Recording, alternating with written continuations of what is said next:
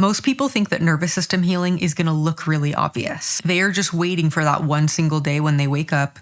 All of their symptoms are gone. They feel super calm and they're just like, oh, my life is completely normal now. But the truth is that nervous system healing doesn't normally look like that, at least not at first. It shows up in very small, subtle ways that are very easy to miss if you don't know what to look for. I have dealt with mental health issues for 20 years of my life. Anxiety, depression, CPTSD, and then a couple years of body-wide chronic pain. And I have probably tried everything out there that you've heard of. And the only thing that actually ever made a difference was doing the work to desensitize my nervous system. And this process can be misleading at times because often what looks like healing on the outside doesn't feel like healing on the inside. So today I'm going to walk you through 5 subtle signs that your nervous system is healing, even if it doesn't look or feel that way yet. Subtle sign number 1 is that you finally stop checking to see if it's working. There is going to be a moment or many moments on this journey where you realize I just went a whole day without checking in to see if what I'm doing is working. I just went a whole week. I just went a whole month. And I realized that I didn't scan my body. I didn't check. I didn't watch to see what was happening and to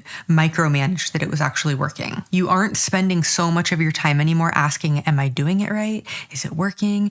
Am I getting better? You just start forgetting to check. That is a very fun place to end up at because you realize that life is moving on and the symptoms have just gone into the background. Doesn't necessarily mean they're completely gone, but you're noticing them less and less and you're checking on them less and less. And the cool thing about this is that the checking is the danger signal. That is something that sends a major danger signal to your nervous system. And when you stop, your system stops getting this constant message confirming that something is wrong. But don't fall into this common trap of catching your monitoring and then beginning to monitor if you're monitoring. That's just another way of hypervigilance and trying to stay on yourself about whether or not you're monitoring. In time, as it becomes less important, you will simply forget to monitor. You'll forget to check. It will lose your attention and your interest. That is a wonderful sign that you are healing. The second shift is that a flare no longer completely flattens you. So you'll have these days where symptoms come back, a flare hits, some type of wave overcomes you. And instead of what you used to tell yourself, which is, oh my God, I'm back at square one. This isn't working. What do I do next? You have a response that sounds like, oh, this again. I want to remind everyone that it is not the flare that wires the symptoms in. I think we can feel that way. When we're having these flares and things are getting harder, or they're getting more intense, we get afraid because we're like, oh my gosh, I don't want to wire this in. So remember, a flare does not wire in the symptoms. Your panicked response to the flare is what wires in the symptoms. So anytime you can have a flare without it completely having you come unglued,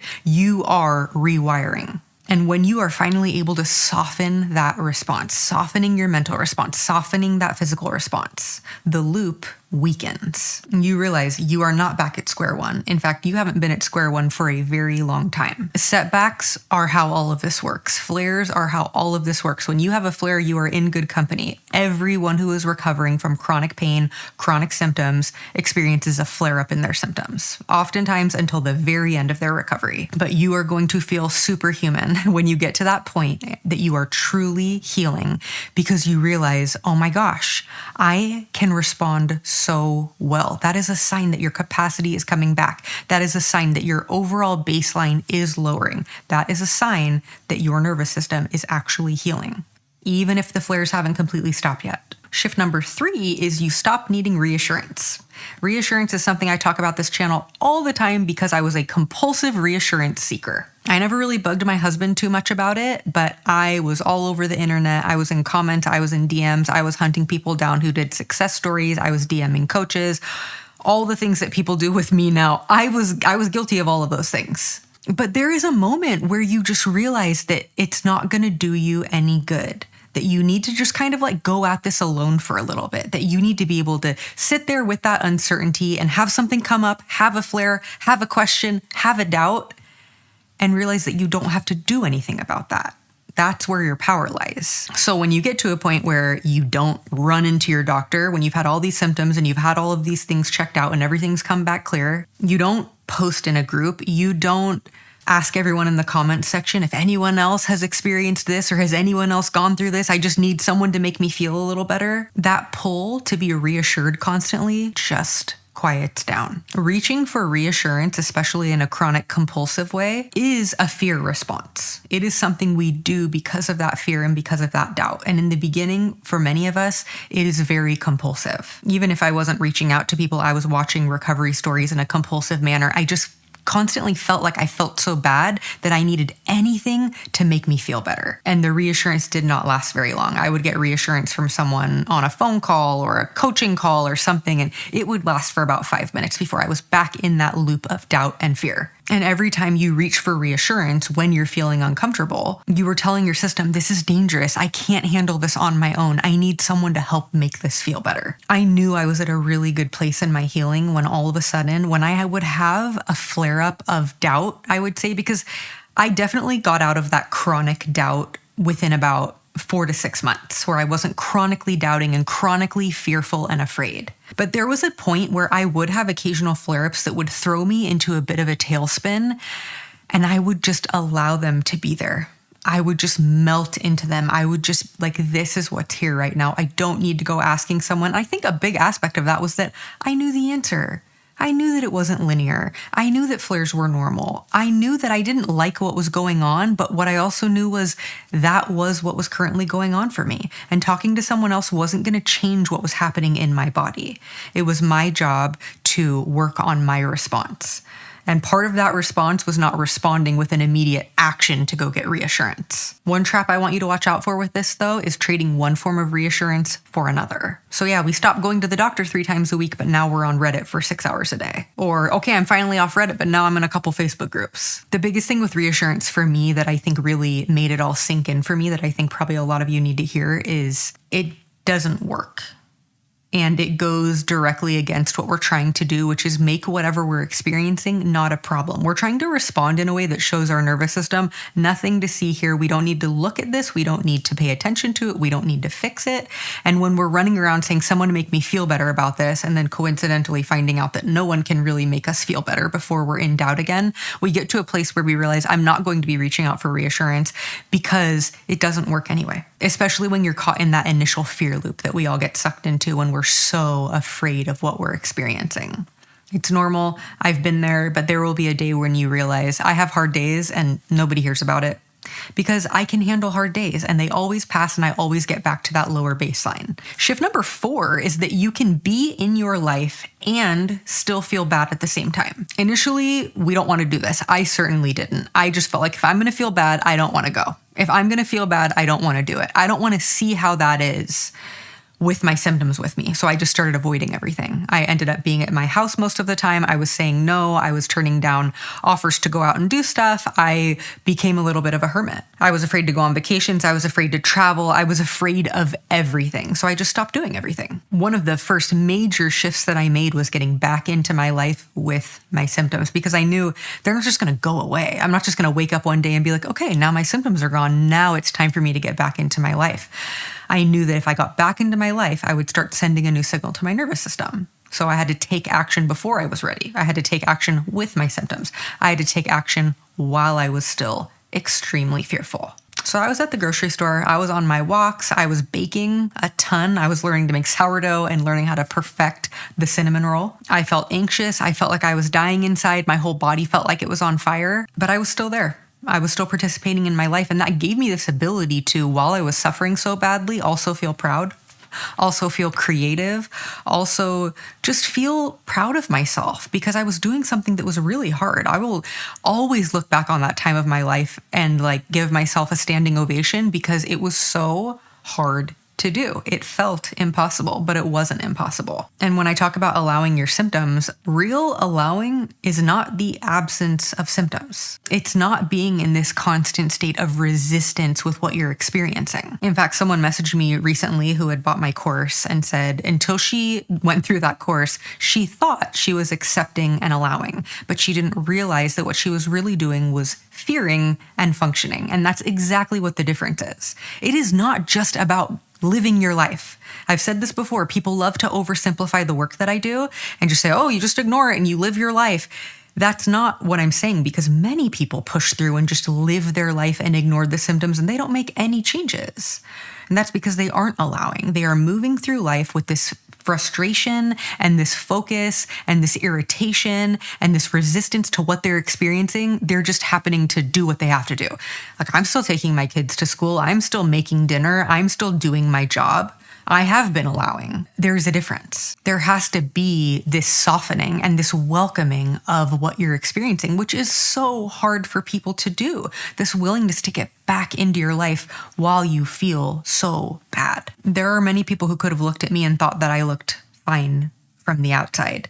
And I spent a lot of time looking fine on the outside and still fighting so hard and resisting so hard and so resistant to what I was in the middle of. And those are not the same thing. There are going to be these moments that you collect that are such a big sign of healing when you're like, a year ago, I wouldn't have done this. A year ago, I wouldn't have traveled. I wouldn't have got on a plane. I remember the first time I went on a trip, we had a family reunion scheduled, and I looked at my husband and I said, I don't know if I'm going to be able to do this. I had just got out of a psych hospital because of my OCD and my chronic pain. It was like 3 months after I got out, and I was like, I don't think I can do this.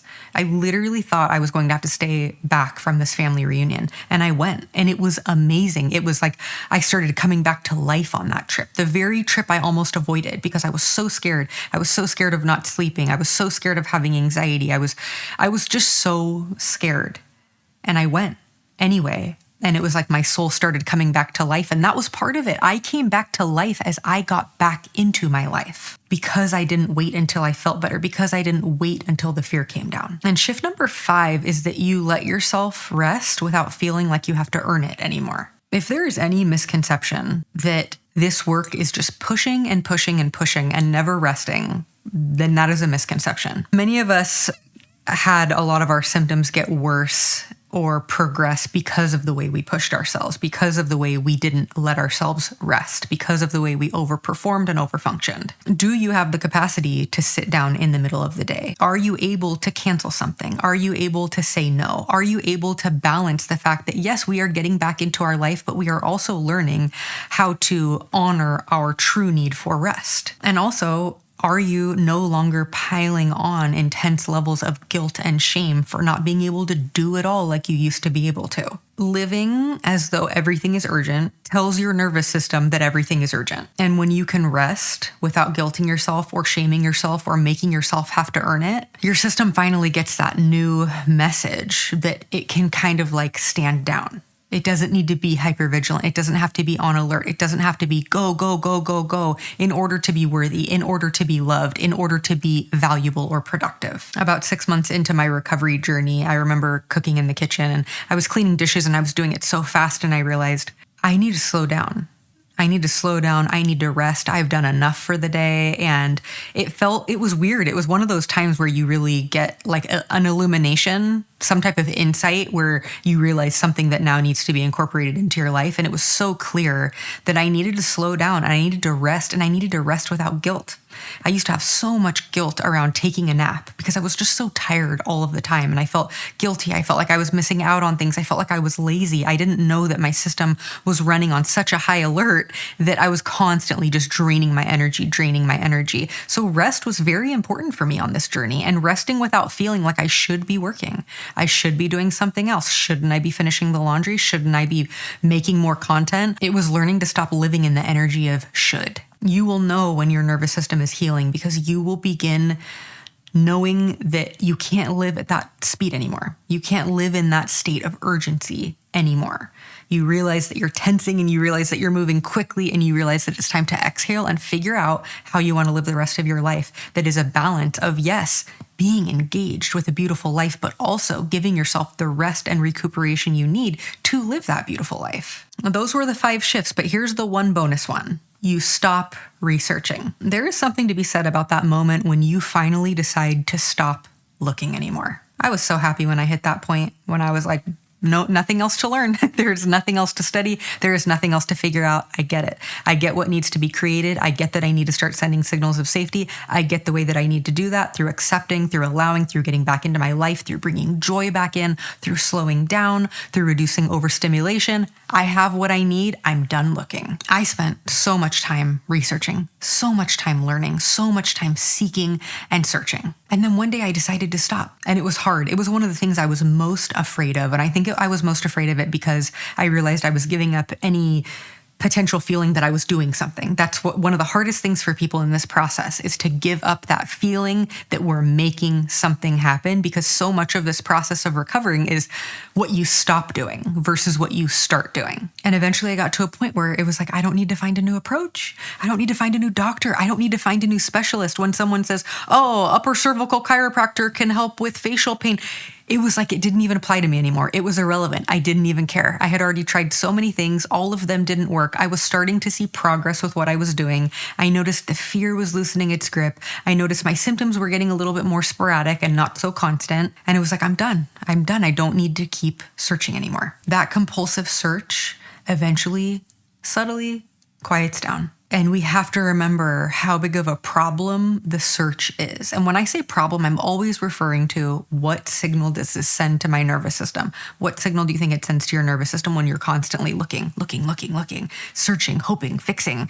It's a major signal that there is something very alarming going on that we need to get to the bottom of. And that just tells the nervous system, keep sending the signals, keep sending those symptoms. In fact, crank them up.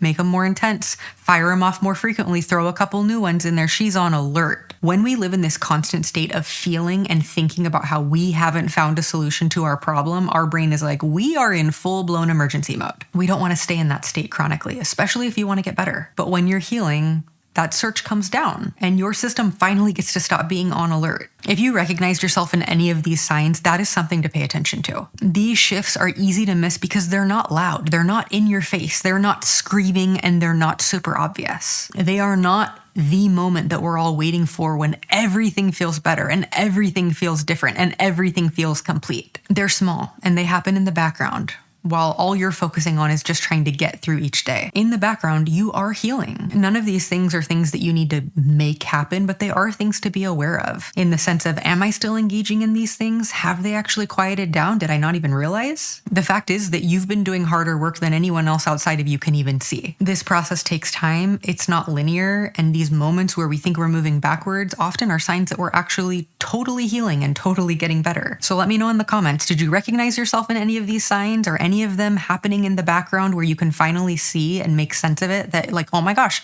I'm moving in the right direction? I would love for you to tell me in the comments. Make sure you're subscribed to this channel, and I will see you guys on the next video.